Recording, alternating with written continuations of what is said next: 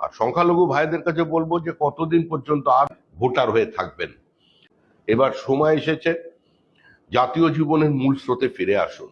যে দল ভারতবর্ষের 18টি রাজ্যের সরকার পরিচালনা করছে, যে রাজনৈতিক দল পৃথিবীর বৃহত্তম রাজনৈতিক দল, সেই রাজনৈতিক দলের শত্রু হয়ে যদি মনে করেন যে আপনারা আপনাদের সমস্ত আর্থসামাজিক উত্তরণ সম্ভব হবে, এটা নয়। বিজেপি কোনোদিন বিভাজনের রাজনীতি করেনি। প্রধানমন্ত্রী আবাস যোজনা 100 দিনের কাজ, সঙ্গে 80 কোটি মানুষকে রেশন, প্রত্যেককে ভ্যাকসিন, শুধু হিন্দু মুসলমান সবাই আছে।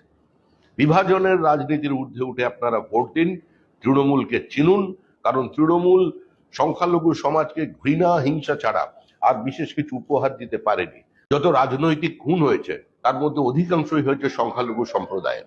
আবার বলছে মরছি মুসলমান, মারছে মুসলমান। এই পরিস্থিতি যে তৈরি করেছে, যে